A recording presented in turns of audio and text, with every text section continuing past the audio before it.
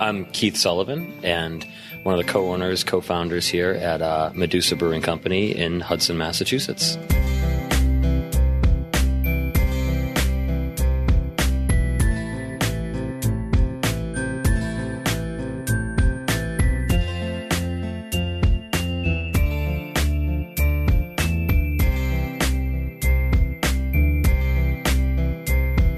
Amanda here, and welcome to episode 80 of Great Beer Adventure. Today brings us to another amazing brief brewery bio. I was road tripping again and found myself in Hudson, Massachusetts on a rainy morning. I've been trying to meet up with the gents at Medusa for a good number of months now and was finally able to make it happen. I must say, I can't wait to get back. Awesome beers and awesome people, but don't just take my word for it. Listen in. Let's start with Medusa's origin story. So our origin story is, it's a bit long, so I'll give you the sort of the abbreviated version, but my partner Keith, the other Keith, which is why I'm referred to as Sully, he and I worked together at a job, and he had got me into brewing. He was a home brewer when he came to that job, and I'd come to learn that he had done really well in the home brewing competition space, and we started spinning up ideas, and I had some family in the restaurant industry, and it was interesting to me. So we ended up carpooling, and just, as you can imagine, stuck in traffic. Just this spun out into more of a serious idea, and we worked with it over the course of a few years. I left that job, and I don't know, something happened, and we rekindled that sort of spark, that bromance, I guess, about wanting to do a brewery. And at the same time, someone who also wanted to do that, my third partner, Tom Sutter, was looking to do it as well, and he had heard through the grapevine, through a couple good friends, that if you wanted to open a brewery, that this guy Keith Antle, my partner Keith, was the one to talk to about it. So he asked if we could sit down with us, or with Keith, and Keith said, well, I'm already talking with my other friend Keith. So two Keiths and a Tom sat down, and I'd say about 2 years later, we opened the doors to this place. So in the middle of telling the story of how they all got started, my lovely host stopped to pour me some beers. Beer podcasting at its best, I tell you. If you are not working or driving or anything where it would be bad for you to grab a beer, why don't you join me as we listen to the rest of the story? We kind of separated our duties. Keith, I'll just call him Keith, and I'll call myself Sully. It's the easiest way to do it. So Keith, you focus on brewery stuff. Sully, you focus on how do we actually sell beer in a taproom environment, despite me not having any experience in a restaurant, but figured, could figure it out.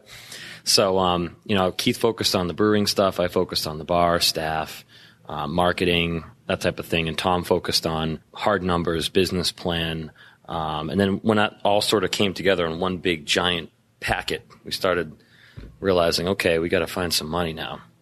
Basic story of finding money: you get one friend, family, or whatever of investment, and the others just kind of come after that, if it's a good business plan. So I don't want to say it was easy getting money, but it wasn't the hardest thing. There were things that were much harder that we went through here.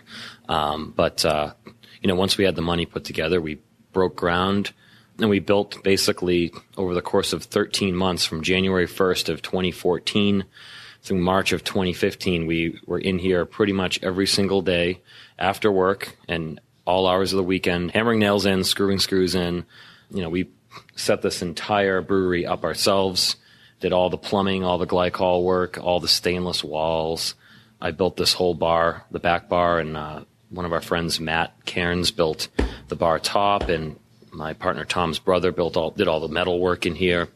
So we did a lot of it ourselves, and it was a fight. It wasn't easy. It wasn't anyone who wants to open a brewery. It's not this romantic, glorious thing. It's glorious when you finally get the doors open, and then 6, 7, 8 months down the road, you have this weird opportunity where you can actually sit in your brewery and kind of look around. And it took, I'll never forget, Tom and I were at some sort of a big event we did here, and we were sitting at one of these tables over here with our families, and we just kind of looked around and was like, holy.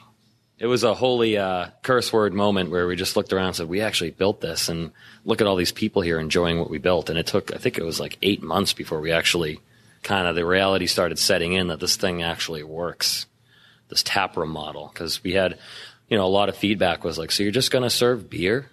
I guess I didn't explain that, but that's what we do is we sell 90% of the beer we produce here right through those lines over there. And we have 150 seats here for people to come in and sit down and bring their own food. So it was a bit of a risk. We had seen it in Colorado and parts of the Pacific Northwest, but we hadn't seen anything exactly like it here in Massachusetts. And now, of course, you can go around and see this sort of model popping up all over the place. Night Shifts just opened up or expanded on their existing taproom model. And there's like I think we're going to hit 100 breweries in Massachusetts by the end of the year. And I have no idea who all of them are. And I'm sure a number of them are going to have this model, the food truck or bring your own food or delivery, type thing. So. Okay, Sully, this is a great story, but where did the name come from? The name, we wanted something. So before we spit the business plan out, we had to put a name and a logo and, something marketable. And we always knew it needed to be something that we could sort of looking down the road, would it be recognizable on a chalkboard somewhere, on a beer label, outside of this room? We didn't want it to be Hudson Brewing Company or Main Street Brewing.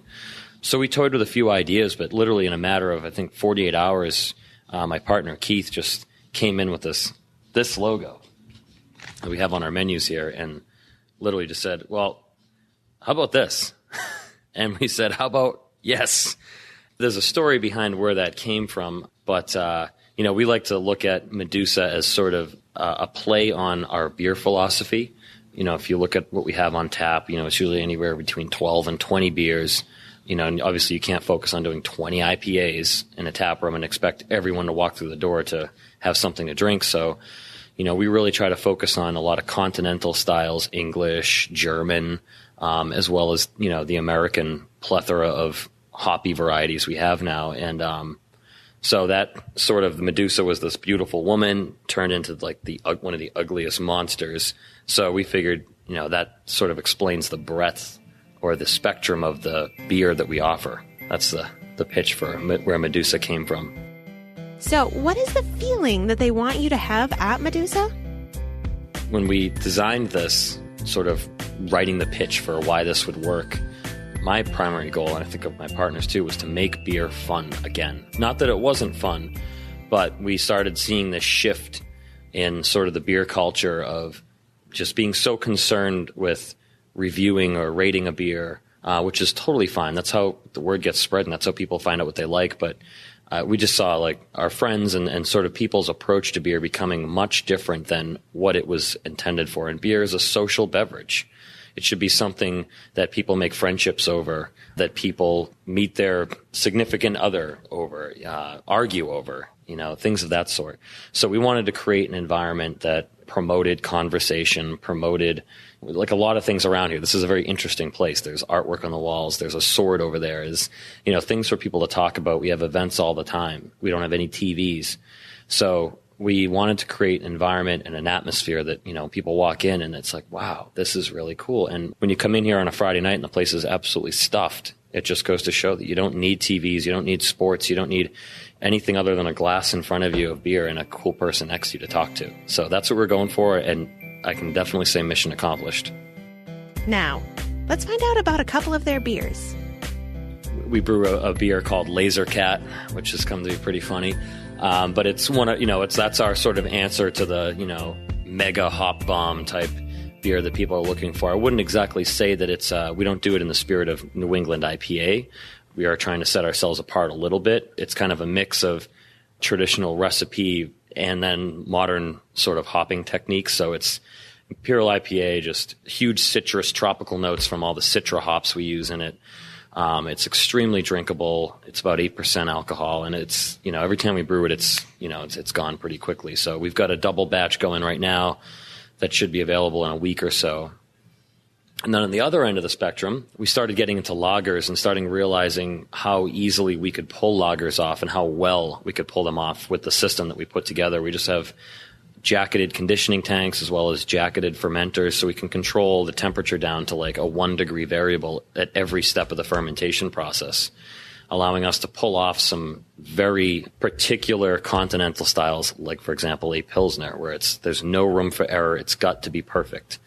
And we've done a number. We did a German Pilsner. We've done Munich Helles. We've done, we did a Czech Pilsner that won the World Beer Cup gold medal. So as of right now, Medusa makes the best Czech Pilsner in the world. There's a medal up there. So we're very proud of that. Completely unexpected, but that beer right there, Duchovny, we call it, which is a Czech word for blessed. And we also released it the same week that X-Files came back and David Duchovny was on the TV again. So kind of a double meaning there. But that just, we do everything from big double IPAs to Czech Pilsners, German beers. We do a best bitter coming on this week. We have an English porter. You're drinking a Schwarzbier as well as an American Pale Ale. We just put on a Baltic porter yesterday, Ghost Lantern, which is an awesome beer. So we do kind of the whole spectrum. And we've got plans to even expand that further through 2017. So got a pretty cool program here. Complicated program, lots of yeast management, lots of brushing up on styles and trying not to cross standards, lines of standard between different beer styles. And sometimes we do try to mix it up just to throw people for a loop and have some fun ourselves. So it's that time, folks. Let's discover Sully's first beer memory. First one I want to talk about, post-college. First really good beer memory I have is I wasn't a craft beer drinker quite yet. I'd had, Sam Adams and a Harpoon IPA. Wachusett was a big thing, but I wasn't really into craft beer. I just, I thought Wachusett Country, nice and drinkable beer. Sam Adams or Sam Lager was, Boston Lager was approachable, drinkable, and I liked it because it had a nice bite to it, but I wasn't committed to craft beer. And I'll never forget my buddy Mark, who I worked with, is the one who kind of converted me. He, the place right behind us, the Horseshoe Pub, has like 80 beers on tap. And, 10, 12, whatever years ago it was, when I was working in this area for another job, a group of us would go there for beer after work. And, one time he was just like, oh, you should really branch out, and I think I got like Rogue Dead Guy over there. And I was like, yeah, this is actually pretty good. And then the next day, I forget if he brought me in a bottle of beer or if he had suggested I buy it, but it was Ommegang Abbey Ale. He was raving about this Belgian Abbey Ale that was, brewed right here in the States. I had to try it. So I was in a liquor store in Shrewsbury, Massachusetts, like Hickey's Liquors, and I found this bottle of Ommegang Abbey Ale. Seems like nothing today. You can find it anywhere. They 12-ounce bottle it now. But I grabbed the bottle, went back to my apartment, cracked it, and I'll never forget like how intense that beer was and how eye-opening it was to, what yeast can do. And, I think it's a great example just because Belgian beer is just so yeast-focused. And that was it. I was completely hooked. Something switched in my head or in my brain, and then I tried Three Philosophers, and then I was trying Golden Monkey from Victory, and then I had Prima Pils from Victory, and I remembering how like awesome and clean and perfect that beer was, and that was it. So I'll never forget sitting on my ugly green couch in front of a black coffee table riddled with like dents and stains on it in an apartment trying a Ommegang Abbey Ale, and that just flipped the switch for me. So that's my beer memory that I hold pretty close to me. My first beer memory? Well, there are a few memorable ones, but the very best was taking 2 hours to drink a 20-ounce glass of Miller Lite. You see, that beer was the very first one that I shared with my now husband. A huge thank you to Sully for his warm welcome and generous hospitality. Make sure you all get yourself to Hudson real soon and visit the fine folks of Medusa Brewing Company. For more details, check out our show notes at greatbeeradventure.com/080. If you all, our fabulous co-adventurers, would like to support the show, check out our Patreon page. For less than the cost of a beer, you can show us some love. Go to greatbeeradventure.com/support. If you want to see even more from our adventures, follow us on Instagram at Great Beer Adventure. And be sure to subscribe to the show. That way, you won't miss a thing. Great Beer Adventure is part of the Great Pint Society. Cheers.